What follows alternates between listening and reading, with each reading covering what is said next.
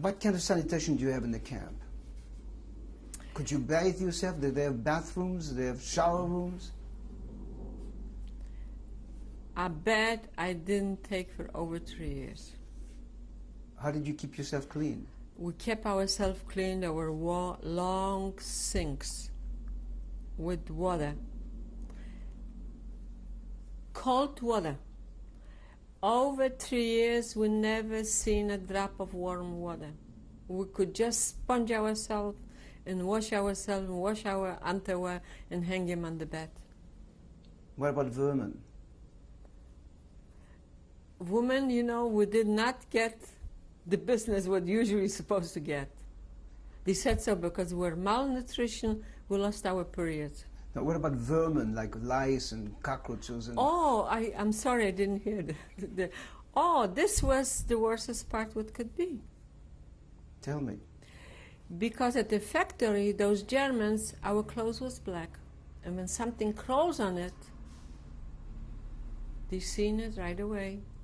When they caught somebody with lice walking on the clothes and on the hair, they used to beat out the hell out of you. So you know what I was done with a group of girls. How much abuse can you take it? We're talking like this. At nighttime, when we came from the factory, you know, we started talking to each other. How much abuse can we do? So we figured out a system. One night our cleaning, my next door girl's lice. And the next day she cleaned mine to keep it clean.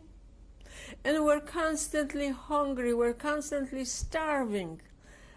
Unbelievable. How much food did they give you? Very little. We got in the morning the piece of bread with the coffee, and when we came in the evening we got a bowl of soup with a piece of bread. We never seen us come meat. What kind of soup? Watery soup with some vegetables. You know, we're so hungry, we're unbearable. That piece of bread from the morning, you know, or from the evening, we ate crumbs by crumbs, little by little, to lessen the whole day. And a lot of girls start to get sick when the times went by. From malnutrition, they couldn't walk. And certain girls started putting their fingers in the machines too. They thought, so in case they're going to get hurt, maybe they're going to be sent at home. Some of them went, but we never heard about them. And you know what else with the food? We're so hungry. We made like this. Is with I was sticking out with a group of 6 girls. And we started cooking, we started baking, we started getting dressed up like going to the wall, to a ball. You were dreaming that? Everything was imaginary. We started talking about food, about baking, about dressing up. We're not as hungry like we used to. We're constantly, and another thing, when the war gonna be over, what we gonna eat, what we gonna bake, how we gonna be dressed up like the queens for a ball. Helped us, you know why? Helped us to survive. When you don't talk to anybody, we become a zombie. That talking to each other helped us. And another thing was too, the worst part was not to get any mail from home. This was our biggest worry, you know, because I came to that camp, the first group of people from our, you know, surrounding areas. Later on, in 1944, came a group of French people to us, women. And a group of Hungarian people came, and Romanian people came too. And we, you know, after being there 3 years, 42, 43, 44, we didn't have no pep. because we're already Muslims, skinny like toothpicks. And those people, the Hungarian, they came it full of pep. They were after us. They were stealing from us the piece of bread. And sometimes they used to even kick us and beat us up.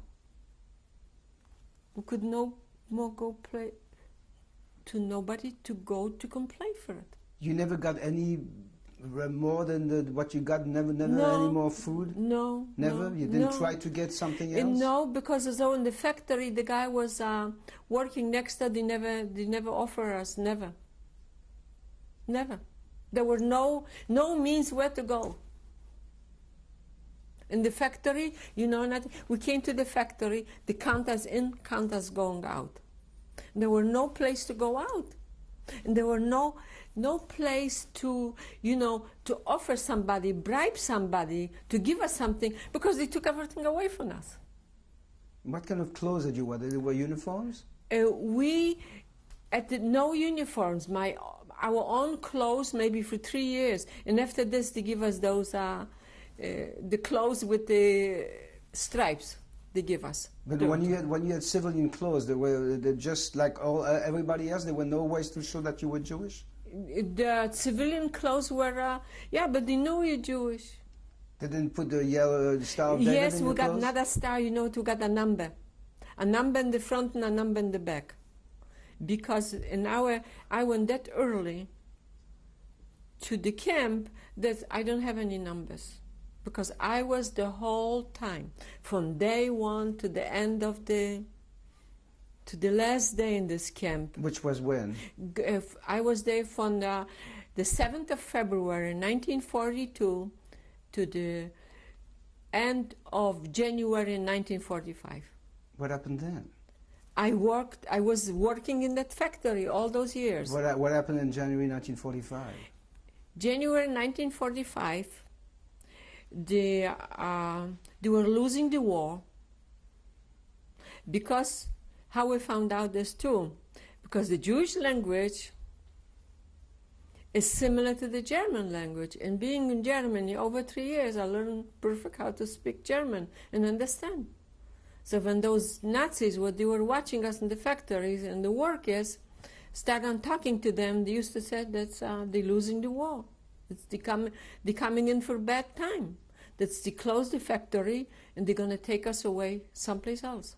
Is that what kept you alive when you were hearing that kind of talk? Sure. Give us a little bit, a miracle's going to come to us. You know what? When they would leave us in the factory maybe for 2 weeks, we would be liberated by the Russians. They took us out on a dead march. That was in January 45? 45. Tell me what happened. They took our camp in 2 parts. They divided. One part was going towards Bergen-Belsen, one group, and the second group were going toward Czechoslovakia. Now, did they know they were going to Bergen-Belsen? No, this was at the end. We didn't know where we're going to go, but that's how... How did you know they were going to Bergen-Belsen? This I found out after the war. That's when they divided our group. After the war, when we found out from the survivors, the group of girls, what they were together with me, one part went to Bergen-Belsen, one part went towards Czechoslovakia. And which part were you? I was going towards Czechoslovakia. And my dead march lasted from the end of January 1945 till I was liberated. The official paper what I got, the 3rd of May 1945. What happened from January to May? From January, the end of January, we were on the dead march for 4 weeks. More than 4 weeks. Why was it a death march? What was a dead march? Because they took us... I don't have in front of me now the map. They took us from one city to the other one because they did not want us to be liberated by the Russians. Now, who took you? Who was taking The care of you? Germans took us, the SS, what they were watching us, our camp people. And how many people were in that death march? In that death march were maybe 200 people, and this part where I was. And we were marching like this for 4 or 5 weeks. Did you have friends there with you? The only friends were other campers, but they were together, prisoners like you I was. You made friends in the camp where they Yes, were there? they were marching together. And you stuck together? Yes, we're going in 5 columns, you know. And later on the death march, a lot of people got sick. They couldn't walk anymore, so they took a truck, and those people were on the truck. The worstest part from the death march was when we came to Dresden, and I can tell you exactly that bridge what we passed. We thought so. When we're going to pass that bridge, we're going to be the luckiest people to survive this, because it was the hardest part of the march to pass that bridge. That bridge was so long, and we didn't have no pep. We're all skeletons already that time. When we were at Dresden, there must be like the end of February when we were past Dresden. And later we stopped in one camp, they call it Hollenbrecht. I don't know exactly the name. Hollenbrecht? Yeah.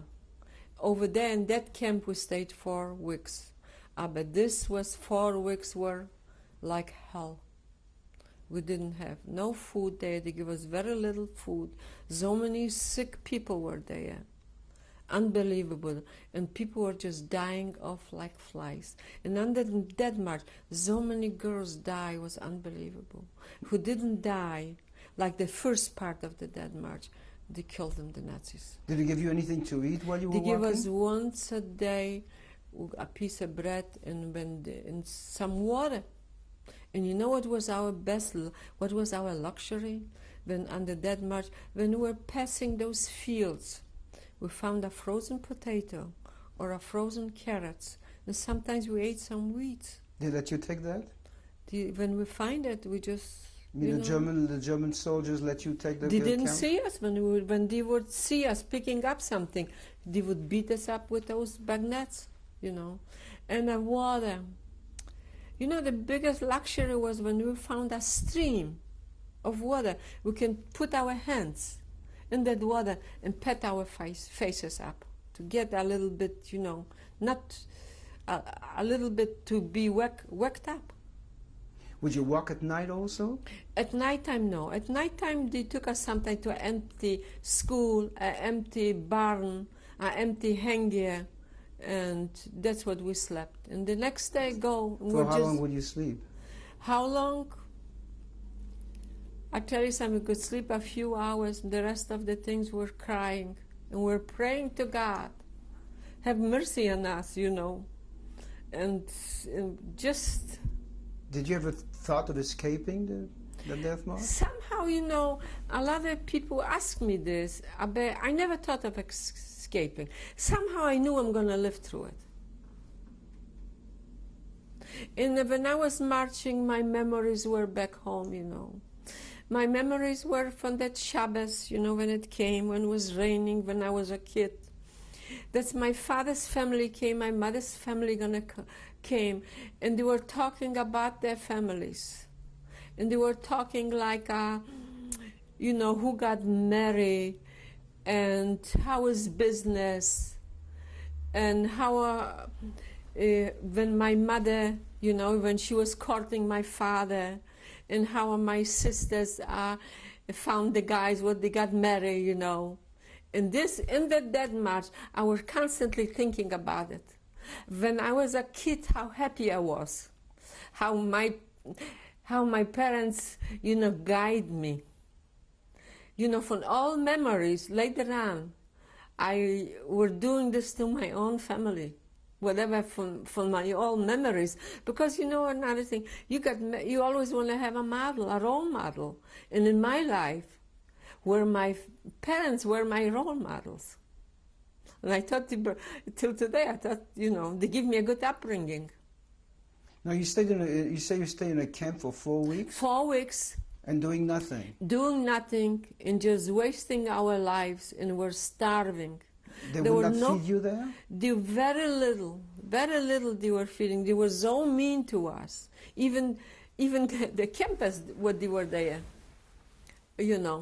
because this was their property. The inmates who were there? The inmates start to get already too, because we came to them, whatever they were having, they got to share it with us.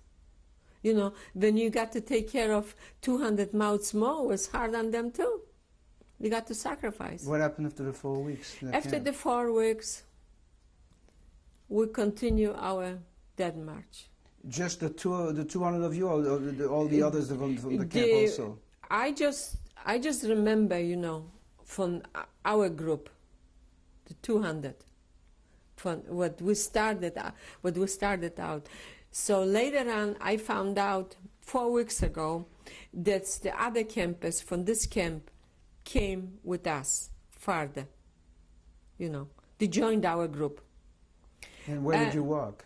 We walked all the way, I don't know exactly, we passed by Czechoslovakia, we passed by like Marienbad and Karlsbad on the Dead March. That was the only time that the people throw us bread. The public knew who we were, they throw us some bread. We got a piece of bread, there was like a miracle came from heaven.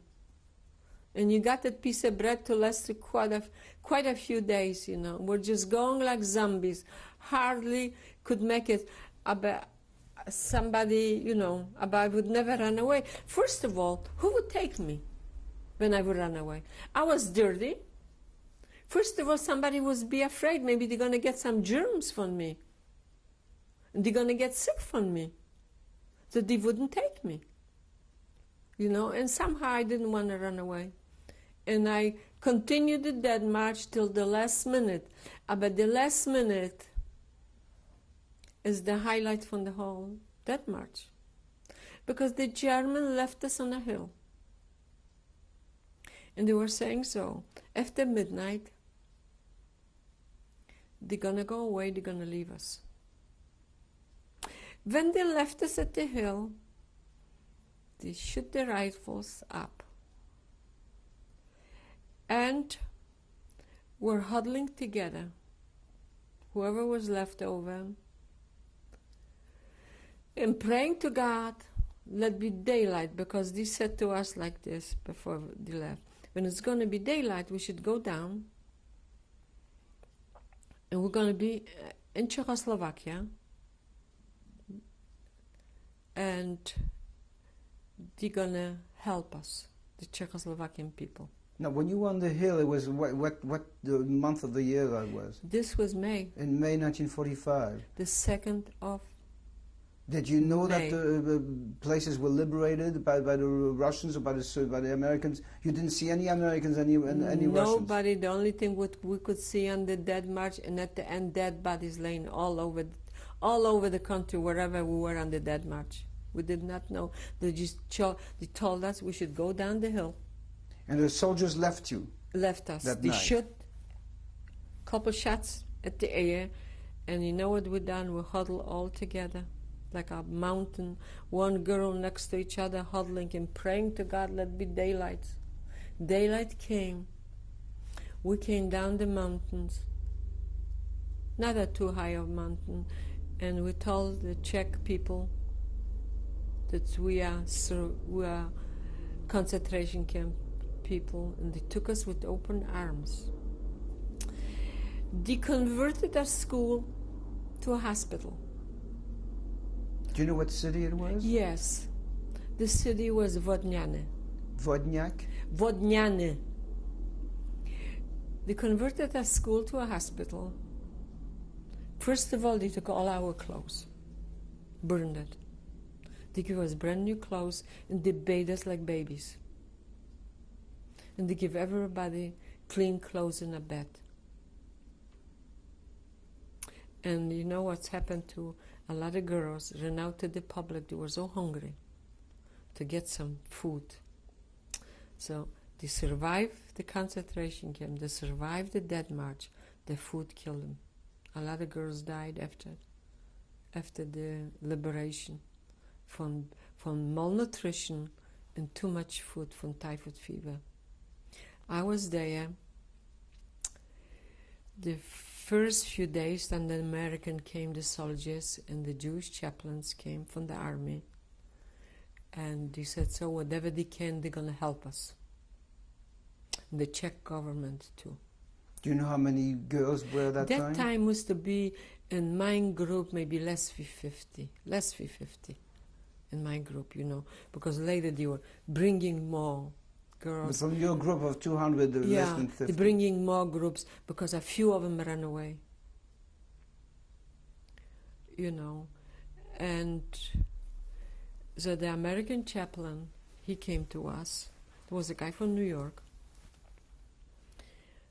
And he said, so they're going to try to make us comfortable and give us medical attention. Could you understand English?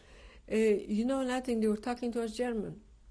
He was talking to you in German? German. In Yiddish. You know, that time in World War II, there was a lot of Jewish soldiers, you know, what they knew Mamelution. A lot of them. Because, you know, they were brought up, that was the only communication. Mamelution means what? Mamelution, I mean Yiddish. Your Yiddish language. Yeah. And they took our names down. And he said, so as soon as possible, that they're working with American Red Cross to see if we find any families. You know. And I was not lucky enough. I don't have to say this, but I didn't find anybody. How did you find out that you didn't find anybody? From the Red Cross and from the survivors list. Did it tell you how your sisters and parents died? Yes, because you know what's happened. I remember everybody's name and the year they were born. That time, you know, it's so many years over. And I knew my father and in which city where my sister used to live. She was American. I give them all information. And what did it tell you? No. And it came too, you know, because when I got better, I got transferred to another hospital because I couldn't walk. Being sleeping all the time on the wet grounds, you know, wet, and it was cold, I developed a bad case sciatica. And I was in hospitals for quite a bit, over 6 months, well over 6 months. And I didn't find nobody. That was the worstest part. But you know, life has to go on. And from Czechoslovakia, when the American left Czechoslovakia, there was a captain from the army, and he said to us, he took us all together, he said he would suggest that city the Russians took over would be better than we would go with Americans. So he took us to Munich, Germany, and from Munich, because I couldn't walk, I was sick, I went to Feldafing, to the hospital. Over there was a DP hospital. Feldafing? Feldafing, yes. It was a displaced person camp? Yeah. Matter of fact, I seen over the Eisenhower the first time he came to Feldafing. Over there when I was there in Feldafing. And how long did you stay there? In Feldafing, I was released in March 46. You were back into health? Yes. Yeah, it took me a long time. And what did you do all day long in Feldafing? In fact, I was sick. I couldn't walk. You went to hospital? I was having physical therapy done because I couldn't walk. When I went down from bed, I thought I'm going to die because I was in such a pain. You know, there was sciatica. And that's why I met my hubby, Bill Weiss, Where did you meet him? in Feldafing, because he was a patient there too. He was recuperating from typhoid fever. That's how I met him. He was also a survivor. He also sent to camps. Yes, I was looking out from the window, and I seen a handsome guy walking by. We fell in love with it. We got married. I didn't have anybody. He didn't have anybody. Where did you get married? We got married in Munich. When did you go to Munich? We went, when I got better, we started going to Munich, because von Feldafing was not far away Munich, and so we went to Munich, and we lived in camp too, because in camp, so we got food. We didn't have no money. We didn't have nothing, so we lived in camp, Did he work? Did he Later try to work? on, he went to school, He went to school from the art. ORT. Yes, and he worked too for the Jewish Community Center in Munich, over there too, because he was, somehow he learned fast the English, and he was pretty good in writing and arithmetic and all those things, so he went to work for the Jewish Community Center. How long did you marry him after you first met him? Oh, not too long, right away. I said, that's the guy for me. And what was your life in Munich? In Munich, I tell you something, was very good to life. I was having my son, and Munich is a very cultured city. When we came to Munich, was all bummed up. Your son was born in Munich? My son was born in Munich. Which son is that? My oldest one, Sam. And it was a very cultured city in Munich, so visit some museums, and going out on outings. Were you with a lot of Jewish people? There was quite a bit Jewish people in Munich, yes. Did you want to stay in Munich, or did you feel like you should go to another place? No, I was just because, I knew when I was a kid that we got some family in the United States. My father were having a brother, and the brother was in Detroit, and my father were having a sister. She was in Canada. So my cousin from Detroit, he sent some papers for us. Oh, you got in touch with him? I put, like they were all the survivors to report if they got any families in the United States. And I remember like I mentioned before, from all those Shabbos, sitting home when I was a young kid listening to all the stories. I remember my aunt's name, her children, where they were, and I remember all those things. So I put down, so my cousin wrote me a note that he would send the papers for us. We could have come to the United States anyhow, because President Truman, he made a law right away after the war that he's going to let in 100,000 survivors from the Holocaust to the United States, and we're under the quota. We're going to change the tape right now.